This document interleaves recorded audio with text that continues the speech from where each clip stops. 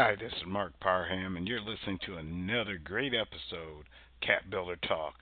Real talk with real people talking about real issues facing small business today. Enjoy the show.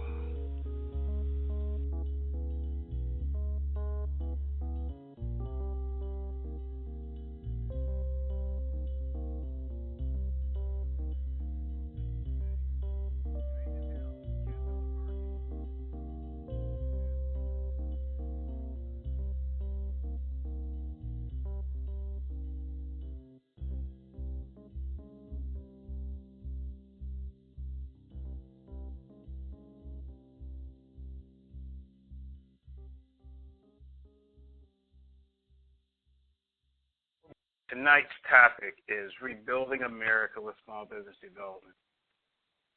But it's such an important topic because it's the only way we're going to rebuild our cities. And I have joining me is economic development pioneer Joesph Hudson.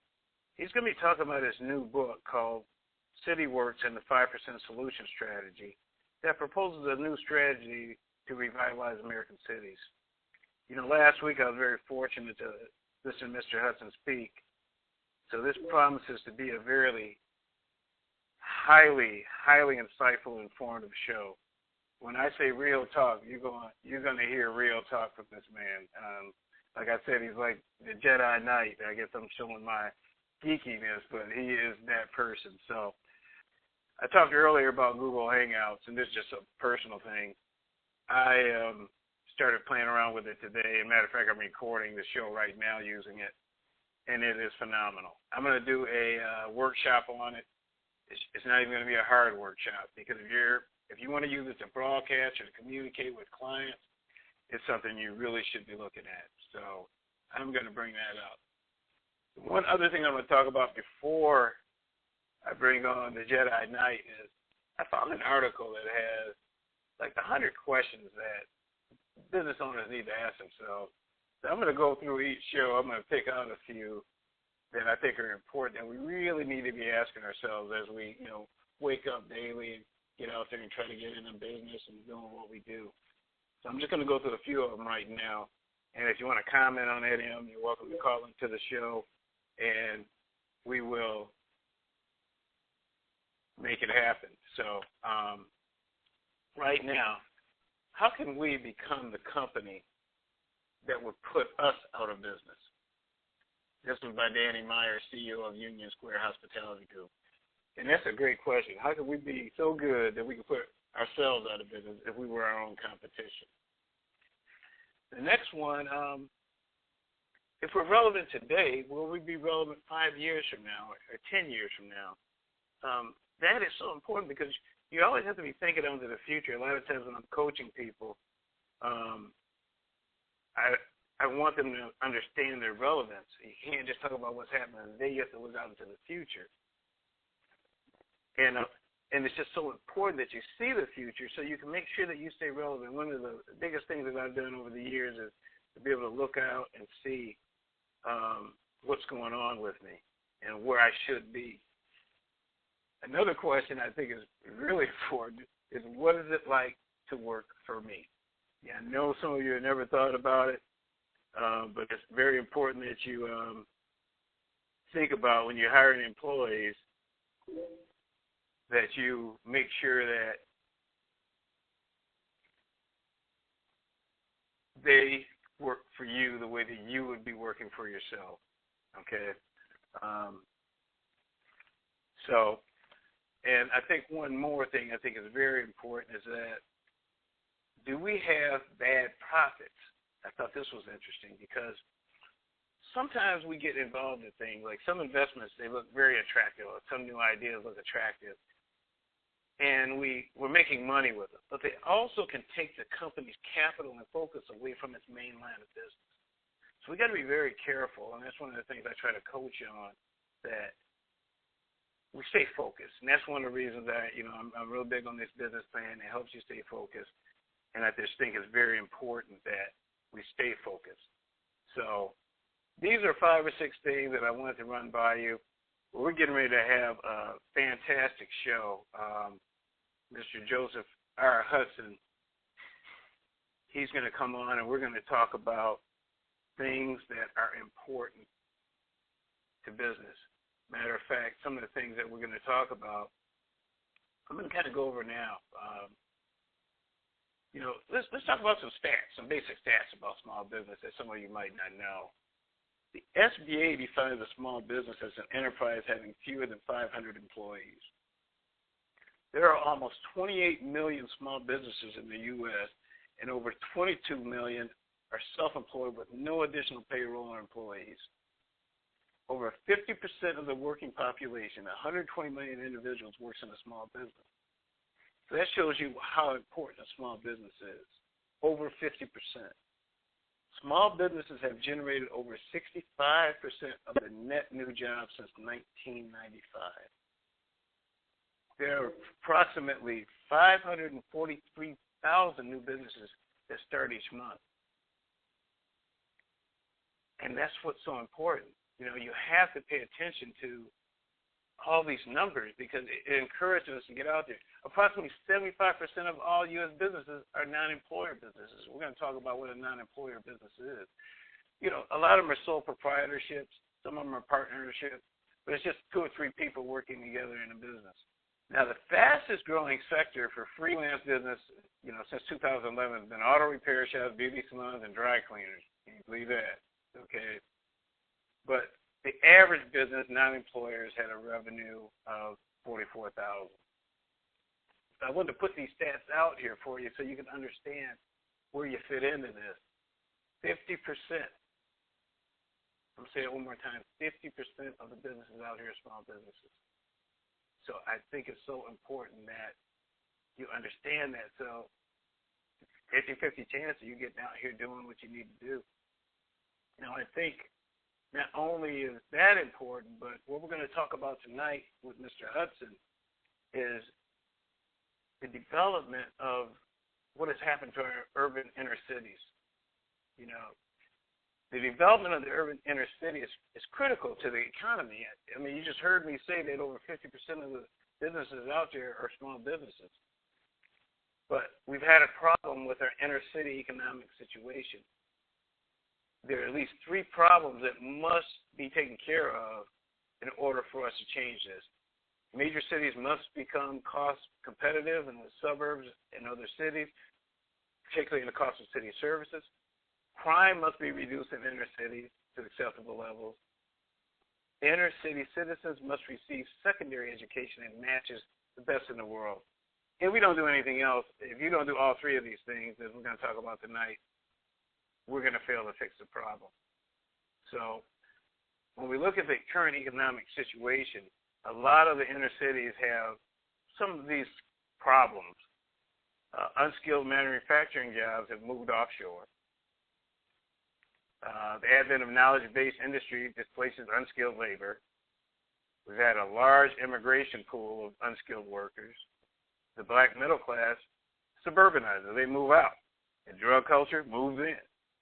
And administrative offices, some of our corporations have a tendency to move out. And some of our transportation policies are not in favor of bringing people back into the city. And these are just a few things that I think Mr. Hudson, when he comes on here, you're on the call right now, are you, Mr. Hudson? How you doing, Mark? Joseph. I'm doing good, man. I want to give you a proper introduction before I let you talk, all right? Okay. All right. Joesph Hudson has dedicated his life to the economic development of the black business community. Over 40-plus years as a business owner, as a leader on numerous boards and councils, as a member of civic groups and business associations sponsored by the White House, as a foot soldier in the political arena, and many, many more roles. His experiences have led him to a deeply held conviction that black-owned businesses can become the economic engines that drive the revival of the inner-city black communities across America. He quotes, "Our cities have been in decline for 30 years. Black businesses, in my view, are the key to stopping that decline." Mr. Hudson, welcome to Cat Builder Talk. Well, thank you, Mark. I appreciate that kind introduction. And I tell you what, after hearing you speak last week, I had goosebumps, man, because you just were kicking out knowledge I had no. I started to think of myself as pretty knowledgeable. I do a lot of research, but you had that old school knowledge. So let's first talk about the name of your. Well, let's talk about you first. Mr. Hudson. A lot of times when I have people on the show, you do have a business. I like them to do a business pitch about their business, and then we get down to the nitty gritty about your book and your philosophies on changing the inner city. Okay. So you have the microphone. All right. All righty. Well, I am the founder and chairman of the Hudson Strategic Group, which is an architectural business design firm, meaning we help businesses to start through the notion of design. In other words, it's just like building a house. That's the way we approach businesses getting started, organizations developing. And we utilize the highest standards for organizational development, organizational design, and performance measurement as our tool set under which we use to help businesses to be developed and to grow. And so pretty simply, that's what we do. It sounds a little more sophisticated than it actually is. It's the same thing that you do, except we've just got a different name for it. That's probably the biggest difference. That's probably I agree. The difference. And the tool set that we use is one of the things that I discovered after being tossed around in the seas for so many years, is that I needed to make sure that the expertise, the branding of my expertise was given me by the tools that I use versus by the experiences that I may bring to the table. Because people say, Joe who, but on the other hand, they do understand what the Malcolm Baldrige quality standards may be or things of that nature. So that my standard of excellence and of value is that we use these tools. And you mentioned that during our conversation last week. I developed a lot of my own tools, but I did develop them using standards from the SBA. But it really does mean something when I thought about, you were saying the Malcolm Baldrige, I'm like, you know what, that's right. By using those standardized tools that accepted across corporate America, everybody's on the same page. And I really like what you were doing with that. And that's the point. Everybody's on the same page. SBA doesn't really uncover anything that hasn't already been uncovered. They may simplify it. This other stuff is usually highly academic. The McKessons and the Tush Big 8 accounting firms, they're the ones that use this sophisticated language. But when it all boils down, it's the same thing. But the reality of it is that it's a recognized standard around the world, and that's right. Then it's not mine. I mean, I use what the world uses, so it's the same for a small business as it is for a corporation. All right. Well, since you brought up the topic of using what the world uses, let's now move into talking about your book. Because after reading it this weekend, I think the world needs to be using this book. So why don't you give us the name of it and tell us about the book? And I got it open here. I wouldn't be asking you many questions, but what prompted you to write this book? Well, what prompted me to write it really was years of being involved within in the black community and trying to ascertain and bring value to kind of look at what's valuable to help support and develop the black community or inner city community, or actually any community. All said and done, this book might focus and utilize a conversation around the black community or the black business, but it's universal in its application. It could be applied to any group, anywhere, any town, any city, any block. So my particular interest is with the black business, since I've been involved with black businesses since the 60s. So I've seen everything come along, and that we're all familiar with. And I've also recognized that these programs that are today commonplace were started to support and create black businesses after the civil disturbances of the late 60s and the early 70s. Yeah, so recreate the job communities to create jobs. That's what it's all for. It started with the Labor Department. And so that it wasn't like it was, and so it's always been about creating jobs. And that's the mystical part that I find myself trying to always understand. If this is what the purpose is, why do we always not talk about jobs created? We talk about everything but. So you're saying that all these set-aside programs, the affirmative action, the empowerment zones, and these were really to create jobs. Yes. For the inner city residents and for small towns. So create businesses to create jobs is what you're saying. That's all it was about. Create business. It wasn't even really. You never even heard the expression wealth, even though wealth is implied. You didn't hear people talk about wealth. It was always about creating a job.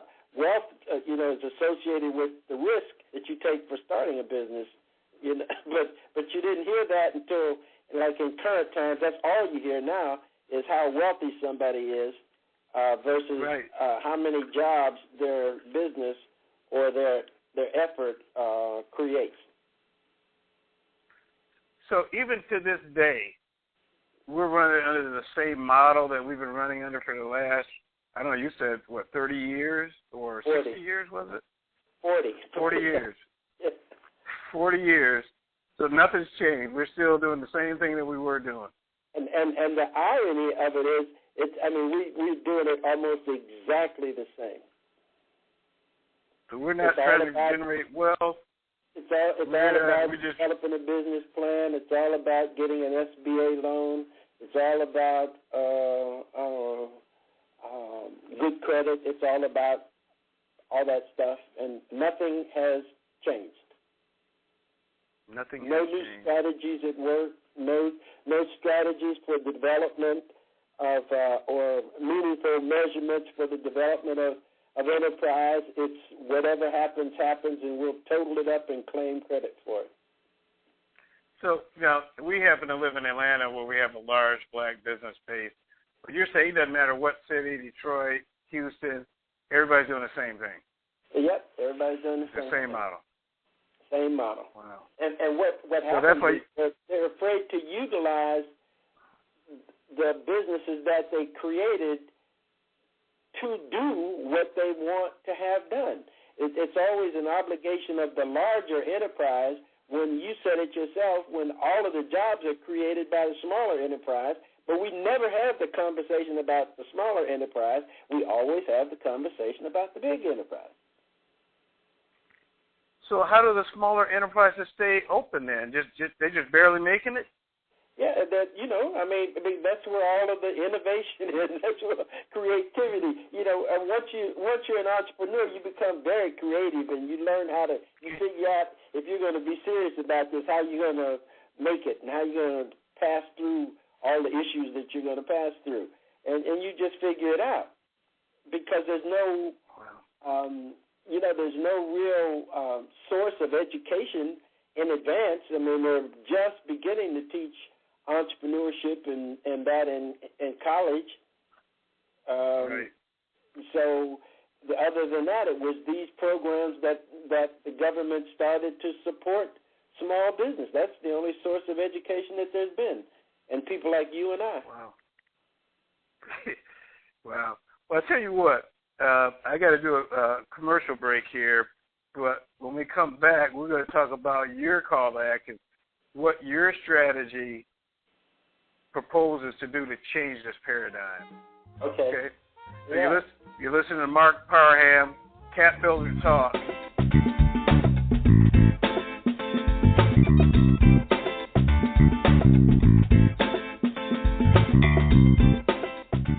Mark Parham. Parham, and I'm back with Joesph Hudson, the Jedi Knight of economic development. Yeah, you got to use it because it's true. You know, I'm sitting here flipping through your book for the break, and although I want you to talk about your strategy, but before we get to that, you had some comments that you were making last week about the inner city black community, that some kind of 66%. You had some stats that you were running off, and I don't know if I'm asking you at the wrong time to run that out, or you do that while you talk about the 5% strategy, but I would really like the listeners to hear. That's the foundation. Those I use two basic stats,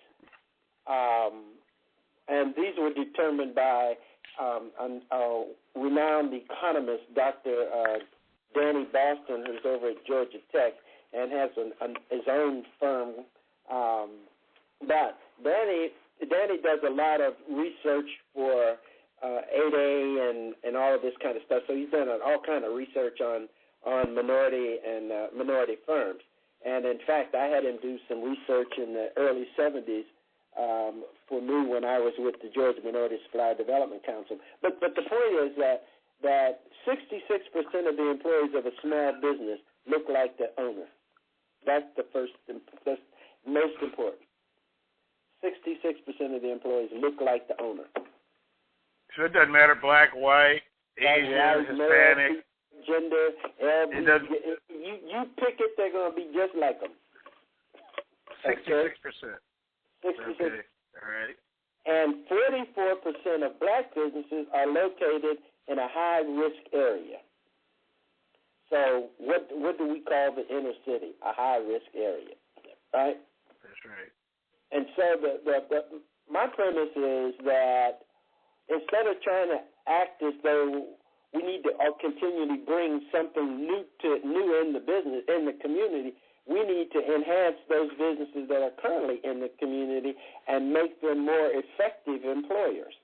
They are already employers. I noticed that in your comments earlier you were talking about non-employer businesses, one of the great economic numbers that's used. But we discount, when it says non-employer, that's the automatic discount. Because we're looking for employers. However, in the inner city, a non-employer is an employed person. Right. And taxes. They're not on the public dole. They are contributing to the good of the order. And so you can't discount. I'm using that point to show how we discount the activity that goes on in the inner city and in other areas when we say non-employers and they're not effective people. And you said that if they make $44,000 on average, that's a pretty good pay. Yeah, you're right. And then they're contributing through payroll taxes or individual personal taxes or whatever it is back into the community, so that they are doing that, and they are in their process turning the dollar over. And the other side of that is that what goes on, the economic activity in the inner city is not recognized outside of the inner city. It's almost like in days of segregation, when the black community and all these cities had small black communities. All of these black communities survived, but everybody that wasn't black discounted these communities. And when you have communities like you had in Greenville and in Oklahoma, or in Tulsa, and Durham, or Hunter Street, or any of those streets here in Atlanta, these streets of black economic activity that wasn't traditionally recognized by anybody else. So people said they're not doing anything over there, but yet in the end, these communities sustained themselves. People, grew and they created middle-class people and all these same wonderful things that happen in America. But it didn't necessarily look like what happens in the white community. So you're talking about like what? So you're talking about like Black Wall Street. I hear stories about, Black Wall Street. I think that was in Oklahoma. So you're talking about places like that. They were generating revenue, regular businesses, but you were saying they were discounted. They were not considered real business. Okay. Yeah, and even today, you might not have a Black Wall Street. My example is we use the term hustling. He's a hustler. Right. And in the black community, a hustler more often than not is just a person who's trying to eat, put clothes on their back, and a roof over their head. Now, what's the difference between hustling and being an entrepreneur or an employee? You know what? You're exactly correct. He may not pay all the taxes that he should pay, but that's another issue. That's beside the point. Well, and it's funny because I've always used the term hustling as kind of a negative thing, but they are taking care of business. They're taking care of business. And so my book and thinking is built around the fact that you have this ongoing, these ongoing economic activities that have never really been aggregated to where you can see what the benefits of them are. And when aggregated and examined, you see, man, these things really do produce. And they've been producing all the time. The point of it is that it doesn't have value in most people's eyes. And so the approach here is to redescribe this so that it can be seen as value. And it's a return on an investment kind of strategy that I've coined. It's a spending investment strategy. People say you can't spend your way out of debt. You heard that. You know that. You can't spend your way. However, you can spend your way out of debt if you're using spending as a way of empowering another person or set of persons to grow their own. And that's tell me this. Now we have a lot of people moving back into cities, but these are wealthier people, more educated.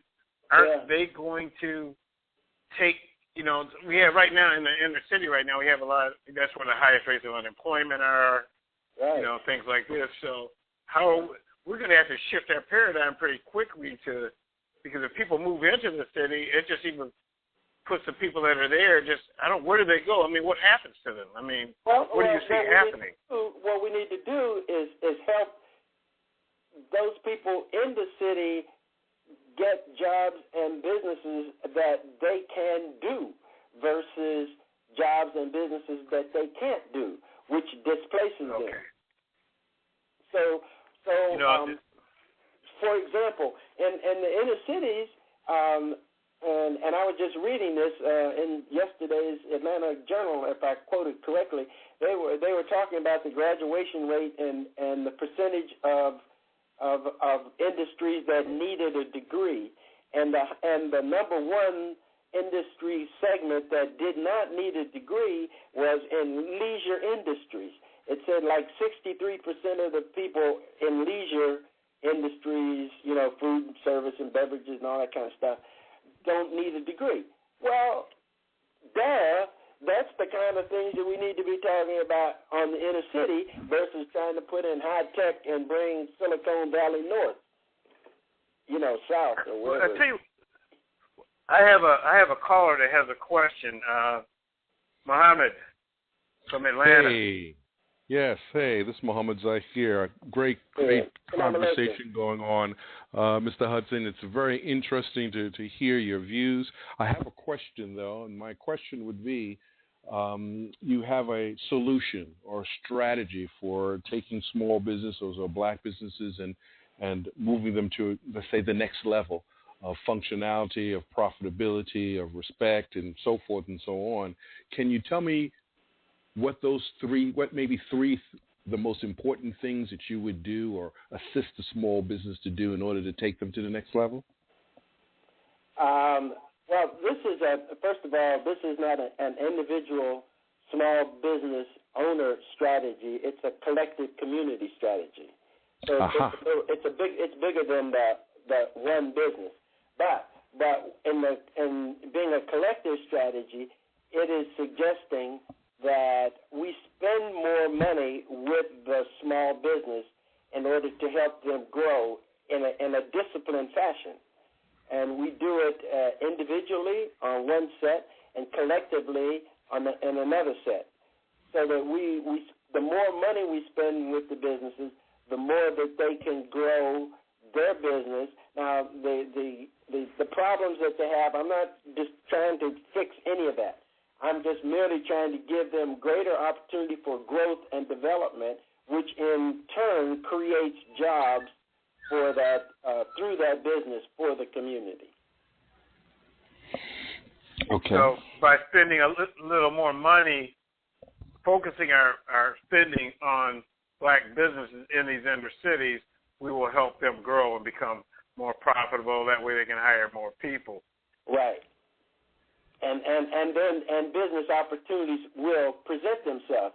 For example, if we were almost here, if for example you look at the leisure industry, first of all, if we look at what black folks spend money on and what black folk do, we find out that we spend a lot of money and we have a lot of information and skills in leisure things, food service and beverages, things of that nature, and it's all a product of our culture. And what we don't do is preserve our culture and grow our culture, which grows the business opportunities presented by culture. In other words, tourism, for example. I have a hypothetical today in Atlanta that I use that I know disturbs people, but we could take the current area of town, Vine City, English Avenue, over there where the new Falcon Stadium is going to be built. We have in Atlanta probably one of the few communities that has every kind of black business, successful black business, that could totally redevelop a community. Now, if we focus those businesses and those businesses that are supportive of that on that community of Vine City, we would create a tourist attraction that would be second to none and world class, and we would be able to preserve some of the rich history of this area and add to it in the redevelopment of the community. And it would make everybody plenty of money. And it would be something that would be international. Because, people, what is that those black folks did down there in Atlanta? People would want to come and see it. And it now, Mohammed, you have some thoughts? Well, yeah, I feel the passion. Mr. Hudson, I feel your passion in what you're saying. But let me play the devil's advocate just for a second. Sure. Because perhaps I'm not really hearing and understanding what you're saying, so I'm going to give a lot of room for that. Let's say I have a business, and let's say I'm running a food joint, and it's a food joint. Okay? Yeah. Now, you throw some money at me, because that's what you're talking about, development. Give them some money, have everybody go visit them. This is doing business. Now, don't use terms like give or anything. Can't use phrases like that, because that is not an expression of what we're trying to do. Well, I'm not sure what words you want to use, but let's say you invest in them. Give more businesses to come over there. No, what he's simply saying is we need to go eat over there more often. Okay. Yeah. So let's say we get more people to come over there and eat. All right. But really what we're saying is the business at the level that it needs to be in terms of how it functions as a business, in terms of how its decor may look, in terms of how its customer service might be, in terms of all the things that make a business successful? Does that business have it? Or will the additional increase in customers now raise them and take them to the next level? And yes. It has it. They have it at the level in which they are currently operating, and they will get it at the next level should that be where they wish to go. See, the part of the assumption is that everybody wants to be this big, whatever it is, fanciful. Some people don't want. All they want to do is a job and do a little something and cook a little something basically off their stove. Now, they're not going to get a big business and a lot of customers to come. However, if we help them sustain with those few customers that do come and will go there, then they will sustain themselves economically so that they are not a drain on society. That's where I'm going. Okay. I'm not trying to... Muhammad, I get where you're coming from, too. But I think that we can help them by the same work that we're doing right now, by exposure. I think what it comes down to is exposure. I think, Joesph, you were talking about earlier about education. And, they don't know. It's just entrepreneurship is just getting into the colleges and universities. And a lot of these people have started these businesses just on their basic internal knowledge. And I think a lot of the programs that we have now, the work that we do in the community and things like that, we're showing them it could be better. Yeah. Okay. I give you an example. I think it's may I give you an example of something that happened that may add to that? Down in Columbus, 4 small black churches came together and decided to buy their toilet paper from one small business. And within 3 months, he had to bring on 2 additional people. Now, his business, as we might recognize it, probably didn't change that much in 3 or 4 months. But should this activity keep up, the customer is going to make demands that he's either going to have to meet or he's going to have to get out of the way. Gotcha. But it's a community. I like the thing that you're saying is that it's a community effort. It's not any one thing. It's the consumers investing back into the business, and the business investing back into themselves to, provide services and things like that.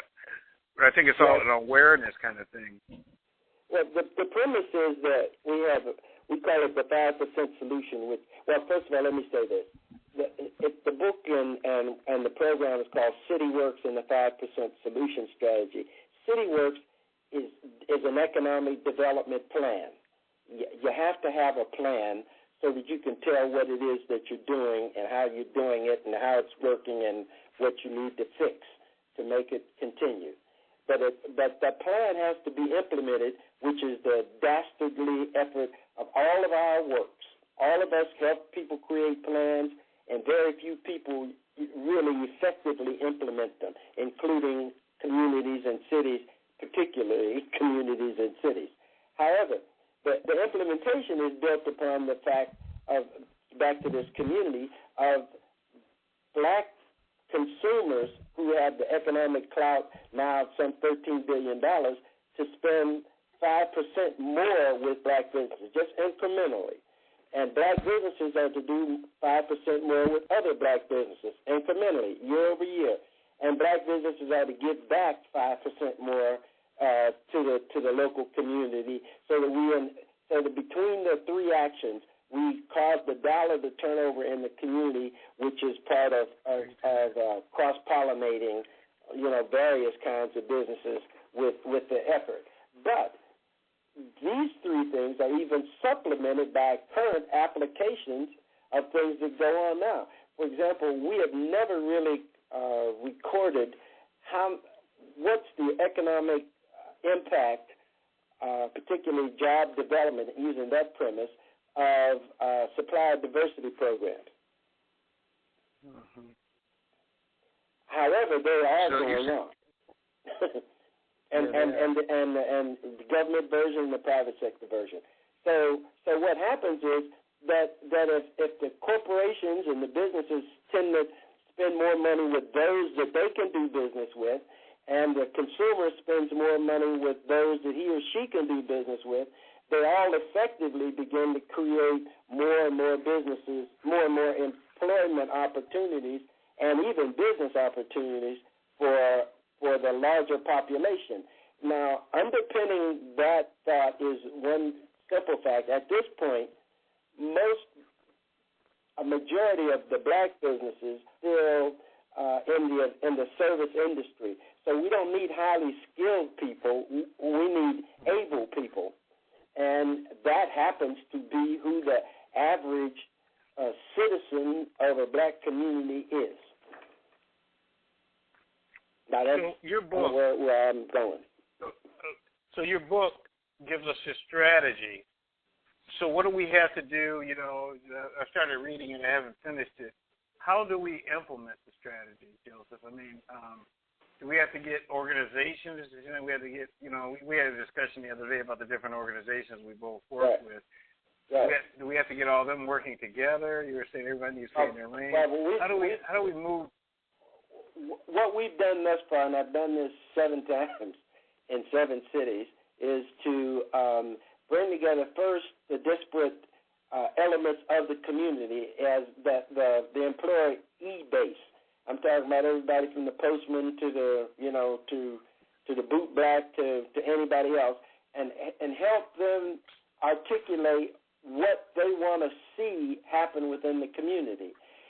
We bring also to that same table the small businesses, the black businesses, the resource groups, the churches, the political folk, and everybody articulate. So we come together to develop an carefully articulated plan that says this is what we're trying to do over here in this community. We want to create X numbers of jobs. We want to create these kind of jobs. I mean, you hear this is a common approach to economic development, but it's usually not done. I'm not even going to get in the way I do it, but it's not done in the same fashion. But it is, the outcome is the same. You want to come up with a plan, but then you have to get together and come up with an implementation strategy, which is built upon that plan, and that begins to call new and creative ways to cause the dollar to be turned over within the community, and such as the community that I mentioned, Vine City or something like that. Mohammed, you still there? It dropped off. Well, I guess my thing is that I think it's a great idea. It's just I've been watching the whole Vine City project, and I've gone to the meetings, and they come up with the plans, the community benefit plans. But I think the big deal is the actual implementation of the plans. And right. And it's not a sprint; it's a marathon. It's a long distance race, and I think a lot of times people want to see immediate returns. Yep. And it's not going to happen immediately. And this whole thing is that marathon. And when you talk about what you just, your comment, one of the things that doesn't happen within your typical inner city community is for the community's view to really be taken in effect in the outcome development of the community, of this redevelopment. People just developers come in and say, this is what I'm going to do, and once they politically can pull it off, then they just do it. So it doesn't take in, for example, the culture of a community. It just can get wiped out. Wow. Well, I tell you what, man, we could probably go on and on and on about this, but I just think that the information that's in your book, that's why we're so excited about having you on the show. And we haven't even gotten to the first 5 or 6 pages, man. I'm sitting here looking at so much stuff I want to ask you. So I guess we might have to have you back on, or maybe I'll use a Google Hangouts and, have another show, because I think the information is so important. Because what I'm understanding is that right now, there's so many things that are going on, and the elections are coming up in 2016. And if we don't get a solid foothold on strategies like what you're representing here to change our inner cities, they will be lost. Okay? Well, see, what I would like to see in this political season, personally, is I would like some of the candidates to tell me what is their strategy for small business development, and how are they going to measure it and hold themselves accountable to that strategy versus these generalities in which we express what I support, black business, or I support small business, and that doesn't tell you anything. And yes, I will try to make sure that we get this or that, but that doesn't underpin the direction that produces effective small and minority businesses? Well, if they answered that question correctly, if somebody asked them what strategy they were going to use, the correct response would be the CITIworks and the 5% solution strategy is what I'm going to use to read about this. Okay. Their version. Okay. But I tell you what, we're running down to the last few minutes of the show, Mr. Hudson. And I just want to thank you for, the few minutes we did have to talk about this. I think we're going to have to expose this again. I really want you back down here at the Apex to hold a talk on this. I think it needs to be a discussion so that we can really get it out in the open. But I just want to thank you for coming on tonight. Joesph Hudson, CITIworks. You can buy my book on Amazon. Okay, we're going to look for it on Amazon. Matter of fact, I'd like to get some to sell out of the store here at the Apex. So when we get together, I want to, all right. But I want to thank you again for coming out, talking to me tonight, and you gave me a lot of information. I know you gave our viewers a lot of information. And we're going to be, you and I need to have a conversation together because I like what you're talking about, and I really would like to help you do this. So I want to help you, too, because I always look at your book. Man, you on to something. You talk about me. I think so, man.